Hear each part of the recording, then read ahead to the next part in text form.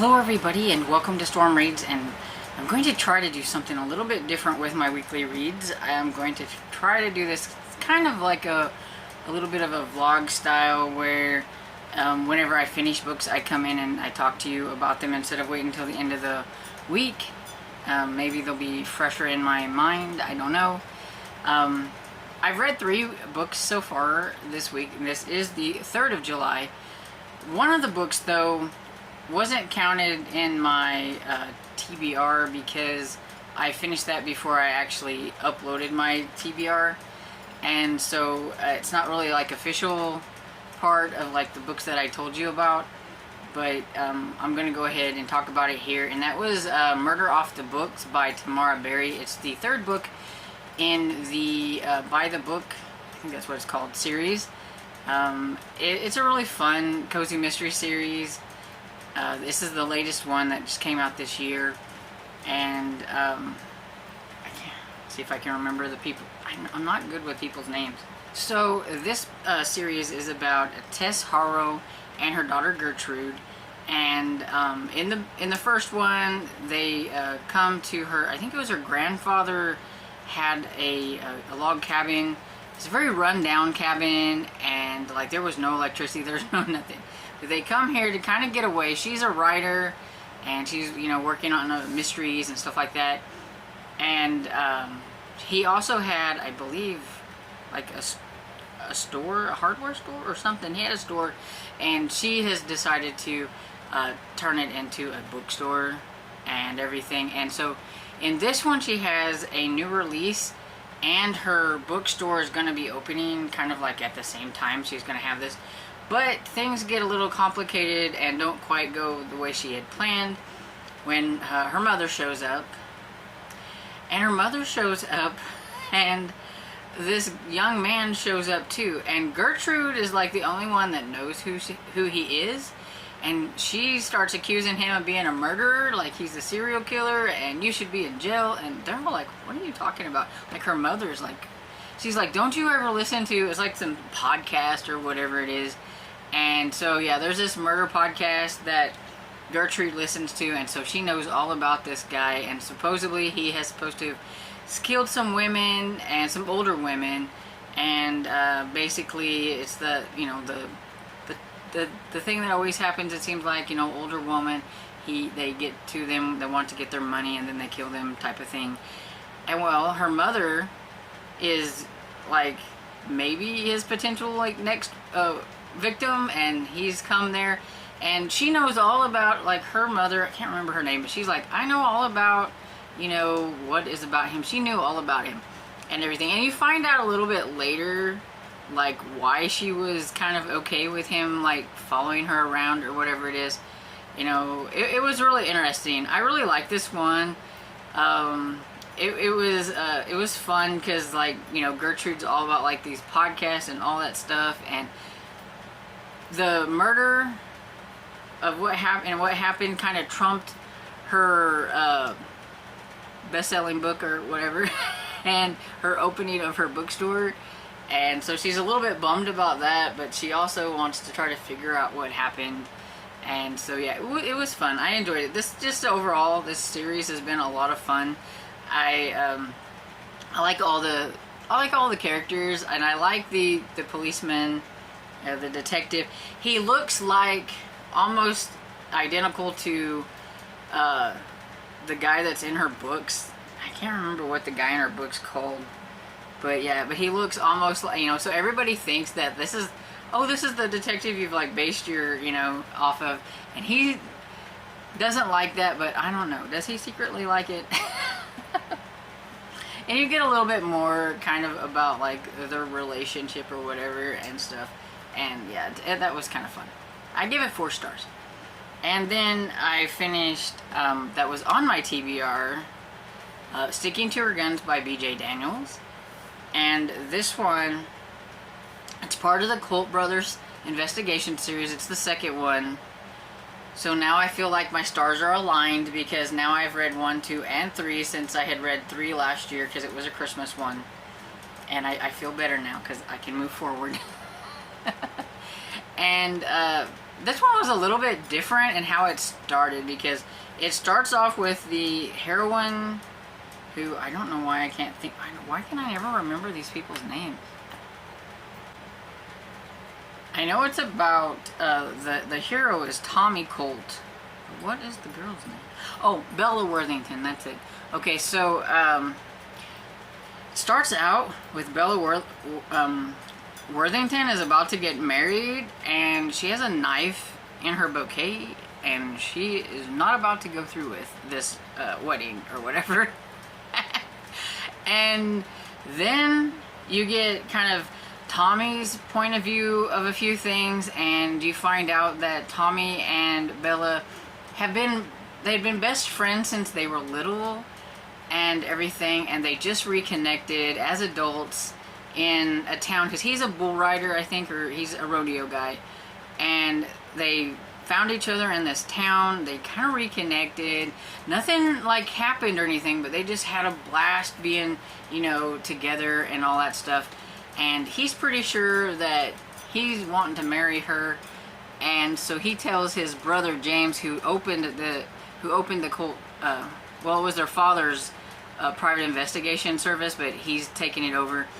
And he says he wants to be a private investigator too, and he wants to settle down and quit the rodeo because he wants to ask Bella to, like, marry him. And then you find out from, like, Bella's point of view that her father's in some kind of trouble, and he hates to, you know, put this all on her, but she's gonna have to do something. And the fact that something is her father's partner in the firm that they have, son, has set it up to where it looks like her father has done some really dirty deeds, and if she doesn't marry him, Fitz, the son of the partner, then he's going to pretty much have her father go to jail or whatever. And so she's all worried. So now she's engaged to Fitz, and so it's like they just met. Tommy and her just met and had a really wonderful weekend, and she is all excited about it. He's all excited about it, and then all of a sudden Tommy finds out that she's supposed to be marrying this guy Fitz. And so it's like, what in the world's going on? He knows that something is up, and so he tells his brother, like, something's on. He wants to investigate, you know, what's going on. And then Bella gets to communicate with him a little bit, but she's on a really short leash. Like, she tried to do some things, tried to kick Fitz out of her ranch house, like change the locks, and all of a sudden her father's in jail for drug possession or whatever. And he goes, I'm not kidding around or whatever. So kind of telling her who's boss and all that kind of stuff. So it's basically, it's about them trying to get the goods on this Fitz guy so that she can get out of this wedding or whatever it is. But it was a little bit different than I'm used to. It was good. It was different. I liked it. I liked Tommy. I liked Bella. She's definitely a spunky one. I really liked how it ended. Was pretty cool and everything. But I mean, yeah, she was definitely, from the beginning, you could tell that she was willing to do just about anything not to go through with the wedding. And so yeah, it was pretty interesting. I give this one 4 stars. And so now I can get to book number 4, which I have an e-arc of, and I've just been holding off on because, you know, I had to get aligned back up to where I feel like I can go forward. I know, it's silly. And then the third book that I've read is Persuasion by Jane Austen. This is a reread. This was for the Janelle-a-thon, and it's also, you know, hey, it's Jane Austen July, so it kind of fits in. And so this was a really quick audio listen. I listened to this one. I had bought the audio of this like a long time ago, and it's just been sitting on my Audible.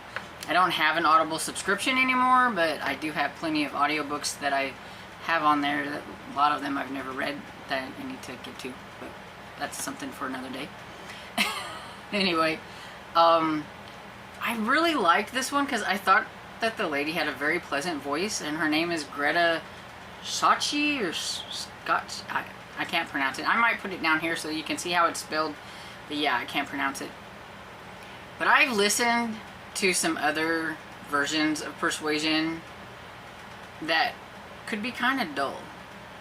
And I really liked her. I liked her voice. Like I said, it was just pleasant. And it didn't seem to make the story kind of bogged down in any places or anything like that. Because it is Jane Austen, and sometimes some of it gets a little rambly and a little, the descriptions and all that kind of stuff, sometimes it gets a little dull. But I thought she did a really good job, and I really enjoyed it. And this one is my favorite. Captain Wentworth is my favorite heroine of the Jane Austens that I've read. I read all of them a long time ago, but only a couple of them have I actually reread. I need to read the other ones, and maybe I'll do that at some point. But Persuasion and Pride and Prejudice are the only two that I'm really I really know a little bit about. But yeah, so he's my favorite. I like Darcy, but I like Captain Wentworth better. And I like his letter better that he writes. And yeah, so this is about Anne, who let this lady, I can't remember her name, I'm not good with names, persuade her into not marrying Wentworth whenever he was just a soldier. She's like, you know, he doesn't have any money, you shouldn't do this. Well, now he's back and he's a captain, so he's made something of himself being a soldier. And so now, you know, everybody's looking at him like, you know, hey, he's definitely worth, you know, marrying. And she's still in love with him, he's still in love with her, but it's kind of like second chance romance, but they don't really know how to go about it at first. And he's a little, you know, aggravated at her too. You know, he doesn't make it easy. I mean, she did like blow him off and everything, but yeah, I really like this one. And so yeah, that one's always 5-star read for me. Always enjoy it. And so those are the first 3 books that I've read so far in the first month, and I will be doing my little spinny wheel so that you can see the 2 books that I'm going to add to my books that I'm reading, because technically off of the books that I finished, I only have 2, because I don't count murder off the books, so I'm just counting Sticking to Her Guns and Persuasion because they were on my deal. If I can find my spinner wheel. I need an audiobook because I did listen to Persuasion on audio. And so I have all my audiobooks here that I picked out. And so if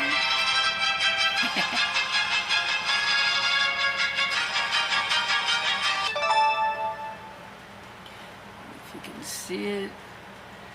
But it's 4 Parties and a Funeral, which is the 4th book in the Catering Hall series by Maria Del Rico. And so yeah, I do need to get that caught up on that series, so that's good. And then let's see, I need an ebook. So let's go to my ebooks here, and there's all my choices there.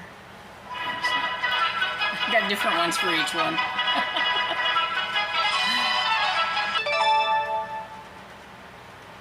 And let's see, I don't know if you can read that or not, but it says, oh, Mystery in the Palace, Westminster. And I don't know who that's by offhand. I do know that it is an e-arc, I think from last year. It's by Sarah Lustig. It's Westminster Mystery #1. And so it's going to be the 2 books that I'm going to be adding onto here. I will probably talk a little bit more about those books at the end, so that, you know, when I have compiled all the new books that I've added to my week for next week. We'll see. I don't know. This is just a This is an experiment, so we'll see how it goes. And I will pop back on whenever I've read something else. Bye. Hey, so I'm back with another video clip for like my wrap-ups and everything. I've finished 2 audiobooks. Go figure, audiobooks will probably be the big thing here. That's why whenever I finish like an audiobook, I go ahead and put on another one that I'm wanting to read onto my list. Some of them I have on Libby that I'd like to hurry up and get to, and so that's what I'm hoping. So the first one I have is Four Parties and a Funeral by Maria Del Rico. This is the 4th book in the Catering Hall series. This is also Ellen Byron, who writes this series under the other pen name. And this one, I feel like to me this one is an okay series. I enjoy it, but I don't enjoy it quite as much as the other Ellen Byron like books and everything. It's growing on me. But this one has, there's June events scheduled at Bellevue. It's busting all over. There's proms, graduations, and of course weddings. And also there's a booking for a reality TV show. Not a huge reality TV kind of person, but this one is about Dons and Donettes, kind of a mobster type thing. Exactly what Mia doesn't want, because she has worked really hard getting her father out of the mob and everything. He's finally, you know, leading a nice life. They've got this event planning place and everything, and so it's not really what she was wanting, but it gets booked. She has to host them and all that kind of stuff, but there, of course, is going to be a murder of one of the, I think he's like the director or producer or something of the show, and yeah, you find out a lot of people don't really like him. He's not a very nice guy. He doesn't do his dealings very well and everything, but Donnie, who is the son of a guy who is still a mobster that Mia knows, is part of the reality show along with his cousin Nikki, and they're kind of like rivals. Donnie has a hothead. He's a hot-headed guy. He explodes a lot, and so he's got a temper, and he had some words with this guy, so that's gonna put him automatically as a suspect and everything. So I can't remember the guy's name. I think his name is Donnie too, the mobster guy. But he wants Mia to look into things, and she doesn't want to do any sleuthing. She just wants to do all the stuff that they have going on, because they do have a lot of things going on. She does have Sean, who's helping her now and everything, and he's sort of her boyfriend, maybe not. She's not wanting to recognize that as a boyfriend. But then there's some things that happen that she finds out about Sean in this one, which was kind of interesting. It had been a little bit since I read the 3rd book. I was a little confused because I remember she liked Jamie, and then now she was like with Sean, and I was like, what in the world is going on? Shane? Is it Shane? Sean? See, I'm still confused. But anyway, and I was like, wait a minute, and then I was like, oh yeah, we got over the whole Jamie thing in book 3. Because Jamie's getting married in this one, so we got over that.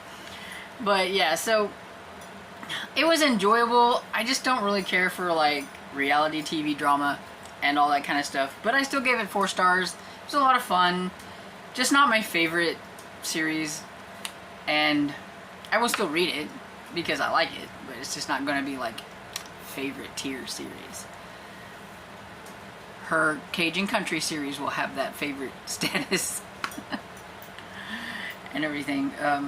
Then the next book that I finished, the audiobook, it's the Murder at the Vicarage by Agatha Christie, which is the first like official book in the Miss Marple series. There is a short story collection before this which introduces Miss Marple for the first time, but I don't really like short stories that much, so to me, I'm okay with this one being the official like first book of Miss Marple. And I thought it was okay. I think I give it 3 stars. I'm a little late on it. I was reading this one for the Janelle-a-thon, but I went over a little bit because, I don't know, I just wasn't really into it a whole lot. I don't know, I think the narration kind of threw me a little bit. Probably should have just tried to read this one on my own, but I have so many other print books this month and everything. But it took me a while to realize that it's the vicar who is the narrator of the story, not Miss Marple. Because it's read by Joan Hickson, who plays Miss Marple. And so I kept thinking that it's Miss Marple doing all the talking, but it's not. She's not even really in this very much at all. So that was kind of surprising too. A lot of it was the vicar and the vicar trying to figure out things that was going on, along with like Miss Marple putting her 2 cents in there about, I don't know, halfway through or a little bit more than halfway through. She does, you know, of course, figure out what's going on. I kind of had it figured out a little bit. She's really good. Agatha Christie's really good at throwing you, you know, a red herring that will make you think that what you're thinking is not right, even when you maybe should have been thinking that. And so that's what I like about Agatha Christie, when she can kind of throw me for a loop. But this one, I did kind of have it narrowed down to the one that that done it and everything. So, yay me! But at the same time, there were a lot of great suspects, and it's like, well, maybe it's not that one, maybe it's this one. So she does a really good job of like really throwing you around to where she's got really good viable suspects. I'll give her that. But yeah, so so far I think I like Hercule Poirot better than Miss Marple, but like I said, this is only my first time ever reading Miss Marple, and so I will be getting into more Miss Marple in the near future, I hope. But yeah, 3 stars, solid read. And so yeah, so it is time for the spinner wheel. I get to pick 2 audiobooks. Look at me go. So I added a couple here to this one. They're on my Libby, and so I wanted to make sure that I added them to this. And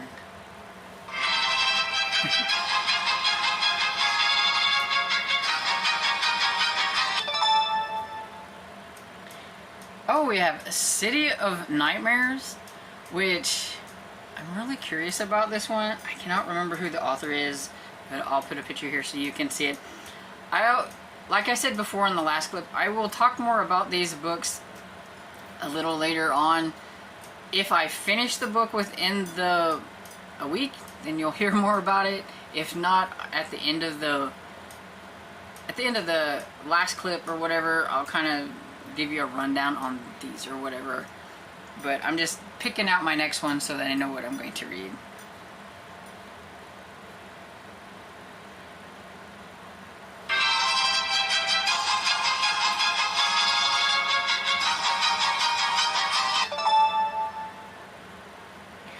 Oh, cool. I was wanting to read this one. Botanist's Guide to Flowers and Fatality. That's the word. This is the second book in the Saffron Everly series. I think that's how you say her name. But yeah. The first one was A Botanist's Guide to Parties and Poison. And I read that one, I believe, last year or earlier this year. I can't remember. But I liked it, so it's a historical mystery.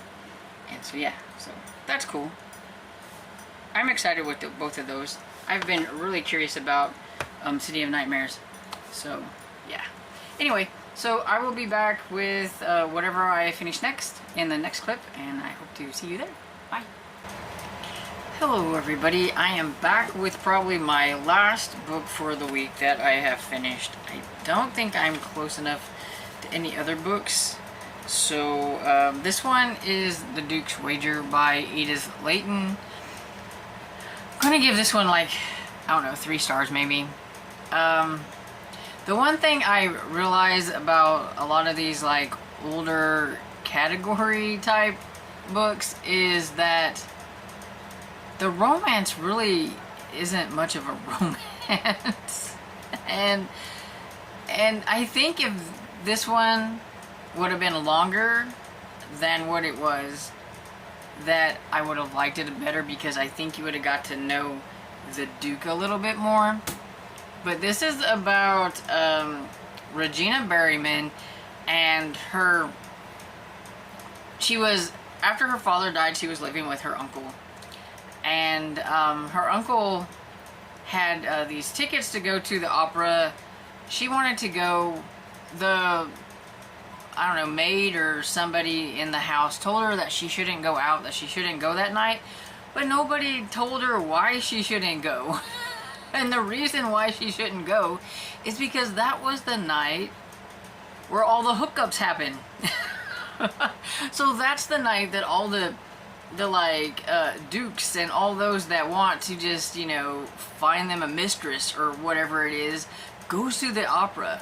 Well, here she is at the opera, and of course the Duke spies her and gives her an offer, and she's kind of shocked and runs off. Well, he's really enamored with her, I guess you could say. He wants, probably because she ran off, that now that she's like, you know, all that he wants. That's what he wants. He wants her to be his mistress. He's gonna do whatever to get her. He's not a nice person. He's called the Devil Duke, so he's not a very nice person. He just uses women, like, you know, right and left or whatever. I mean, he's not really one that wants to settle down. He's had a strange upbringing.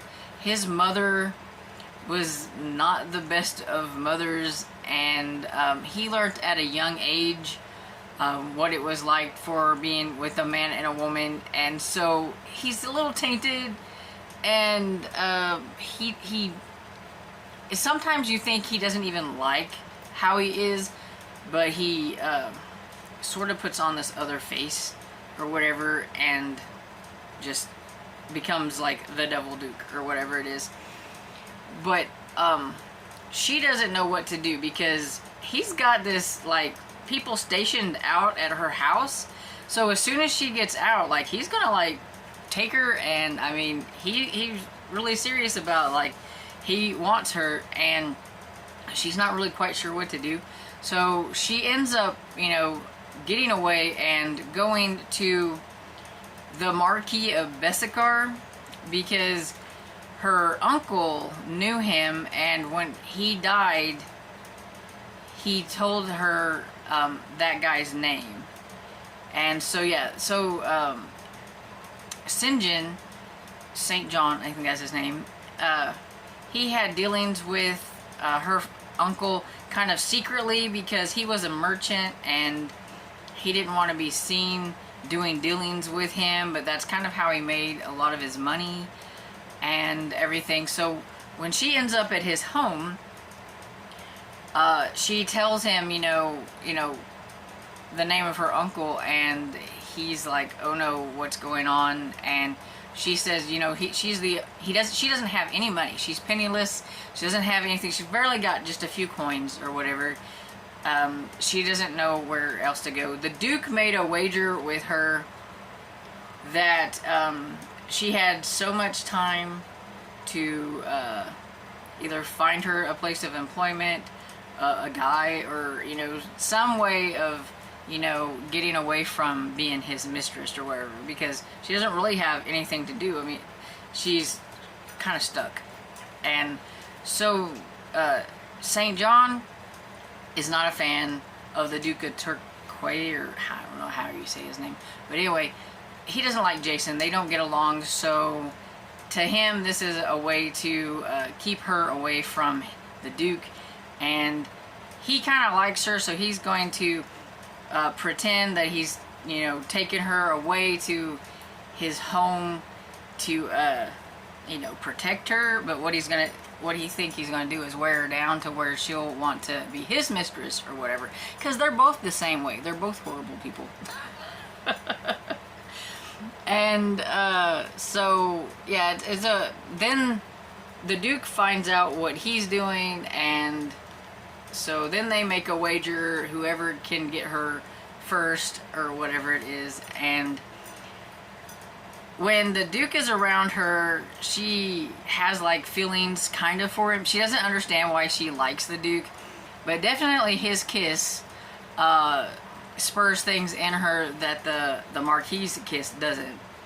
And so, but really there's no romance, and I don't really feel like there was enough of a redemption plot to this, but I'm thinking that's what it was supposed to be, because he was supposed to, you know, all of a sudden not want to be the way he is, and wants to like marry her or whatever. And yeah, so I don't know, it was okay. I liked Regina, and it was kind of fun, like trying to see who was going to win out, and when was she going to realize what was happening. But it says a dazzling young beauty teaches an irresistibly rakish lord a startling lesson in love, but I don't really think there was like that much of a lesson. It's just he wanted her so much that he realized that he wanted to marry her type of thing. But yeah, I want to say this is clean, not sweet, because I don't think there was really that much sweet about it. But there was no like hanky-panky or anything. It was just a couple kisses. So, but yeah, this one is like, it's from 1983, and it's a Signet Regency romance. And so yeah, I mean, it kind of is what it is, and I always know that going into these. I'm never sure how they're going to turn out. But it was still an interesting story, so I'm going to give it 3 stars. And so now I get to spin the physical book wheel.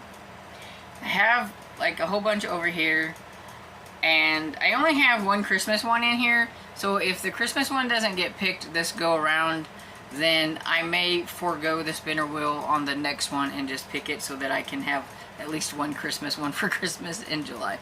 Because it's the only one that I have on here, because it's basically the only one I have that isn't part of a series and in the middle of a series. So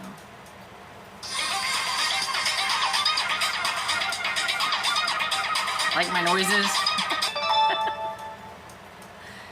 Nope, this one is Castaway. Probably can't see that, but let's see, Castaway. So this is it.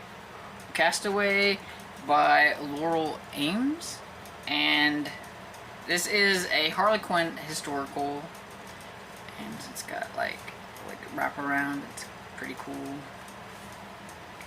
Well, this one actually says the number on the side, so this is 197. The historical ones are the ones that I want to collect the most of, and so I'm really happy to find a lot of these like older ones. And see, this one is, it's from 1993, and so we have Stranded. The sea is all its mysteries have long been home to Nathan Gates, until he found himself chartering a turbulent waters of family life and facing Margaret Weston, a woman of rare beauty and unfathomable depths. Margaret was determined that no man would be her master, yet Nathan promised her freedom and a boundless joy if she could only submit to the growing passion that flared between them. And so yeah, we'll see how this goes. It's got 296 pages and really tiny font, so we'll see. Okay, so since I told you what this one was about, I am going to go ahead and tell you about the other ones that I picked up along the way this week that I'm going to put in to the other books that I'm reading. So the first spin I got for an ebook was Mystery in the Palace of Westminster. And this, it says that this book is recommended for readers 10 years and plus, but I will say that I have read a couple of chapters and the main character is like 14, almost 15, I think. Somewhere around there. So very young adult, so I'm guessing that maybe the way it's written, it is written for middle grade or like the really younger side of young adult. But this one says Theo Duncan is just an ordinary student, except he also happens to be the son of the Prime Minister Will Duncan. When the parliamentary mace is stolen from inside the House of Parliament, Theo is determined to help his dad get it back, but he can't do it alone. And when help is offered, there's a problem. It's from the new girl at school, Sammy, who's a supporter of the opposition party. Theo and Sammy form an unlikely team of to spy on government officials, sneak through the corridors of Downing Street, and pursue the thief through the Palace of Westminster. So it's like a kind of a middle grade young adult type of a mystery. Like I said, I've only read a couple. I think I'm like 8% into it. I've only read a couple of chapters. Theo's very embarrassed to have to be drugged anywhere with his father. You know, it's like one of those things when you've got a father that's like, you know, in a high kind of office. Everybody looks at you different and things like that. And so he's got to go to the Palace of Westminster because they're getting a tour there, his like group, his school group. Well, instead of being able to just go with his school group, since his father's going there anyway, he has to ride with his dad, and yeah, it's kind of embarrassing and all that stuff. And yeah, while they're there, there's some like smoke bombs or something that happens, and yeah, the parliamentary mace is stolen. It's kind of like right off the bat, pretty much. So I'm curious to see what Theo and Sammy's going to get up to figure out what's going on. It's only 272 pages, so that's not too bad.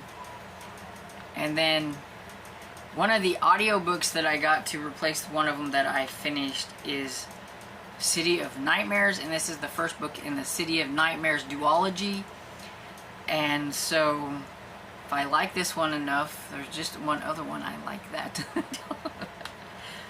And so this one is a fantasy young adult horror urban fantasy. It's got vampires and all that kind of good stuff. And it's Gotham meets Strange the Dreamer, and this thrilling young adult fantasy about a cowardly girl who finds herself at the center of a criminal syndicate conspiracy in a city where crooked politicians and sinister cults reign, and dreams mean waking up to your worst nightmare. So this is about Ness, and she is very afraid of everything, to the point that she kind of annoys me a little bit. But let's just say she has PTSD because of what happened to her whenever her sister turned into her nightmare, which was a giant spider, and tried to like eat her and everything. And so she hid, and some people finally neutralized the situation and got her out. But after that, she's like afraid of everything. She's afraid to drink the water, or regular tap water, because it could have something in it. She's afraid of touching anybody because they could be contaminated. Because there are some nightmares that can function in society after they've turned into their nightmare. So, like, I think the mayor, he's like part lizard man or something like that, but he can speak and he can still function, but he did turn into whatever his nightmare was. And so sometimes maybe your nightmare is something that can be contained. You've got vampires, or maybe it's just something that's on your skin that could contaminate somebody else. And one of the things is, there are certain nightmares that can change people into nightmares. So vampires, for say, if that was your nightmare, you could change somebody into a vampire. Zombies could do the same thing. Werewolves, stuff like that. Definitely very like urban fantasy, kind of paranormal. And it's kind of crazy, but it's kind of interesting at the same time. I'm only like 24% into it, but I am curious to see how it's gonna go. I have a feeling that her and that vampire are gonna have to team up or something, which is kind of funny considering she's afraid of him because he's a vampire. But it's kind of fun.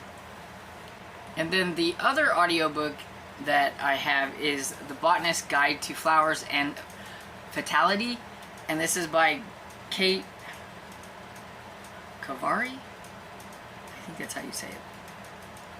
It's a historical mystery. I read the first one, I think last year, It was called A Botanist's Guide to Parties and Poison. It's a Saffron Everly mystery. And this one is set in 1920s London. It isn't an ideal place for a brilliant woman with lofty ambitions, but research assistant Saffron Everly is determined to beat the odds in a male-dominated field at the University College of London. Saffron embarks on her first research study alongside the insufferable, charming Dr. Michael Lee, traveling the countryside with him in response to reportings of poison.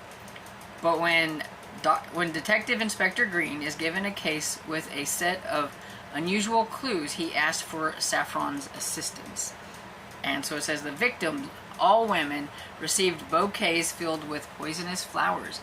Digging deeper, Saffron discovers that the bouquets may be more than just unpleasant flowers. There may be a hidden message within them, revealing through the use of old Victorian practices of florography. Never heard of that before. A dire message indeed, for each woman who receives the flower has turned up dead. And so, yeah, I haven't really started much on this one. I just gotten started maybe a couple percent into it, and Saffron definitely is not happy to be working with Dr. Michael Lee, because he's a little bit arrogant, you know, especially because it's the 1920s and he's the man and she's the woman, and he doesn't think she can do things or whatever, so kind of she wants to smack him a few times. From what I get from so far into the book, like I said, I've only just kind of gotten started. So, along with Castaways, that's the 4 books that I'm going to throw into the rotation. Yes, I am still working on a lot of the books that I mentioned from my first week and everything. I'm still working on Clara Poole and Long Way Around. I think that's what it's called. Mystery in the Highlands, The Book of Life, and is that all? I think that's all. That's the ones that I'm still working on, and these are ones that are getting kind of added in and everything. So that will be my kind of tentative weekly TBR for the next go around. So now you'll know what I'll be reading for next week, which is technically the week of the readathon, the 9th through the 16th. And so hopefully I can finish this one and get my Christmas one. Or I may opt to add the Christmas one in, since it is going to be the actual official week for Christmas in July. This is Christmas Bride by Maria Farinella. We'll see how it goes and how busy I am with things. It seems like lately I've been like super busy with like just having to go places, and so I'm hoping that calms down because I don't like that. Anyway, so I hope you enjoyed this video, and if you did, please give it a thumbs up and subscribe, and I will see you all in the next video. Bye.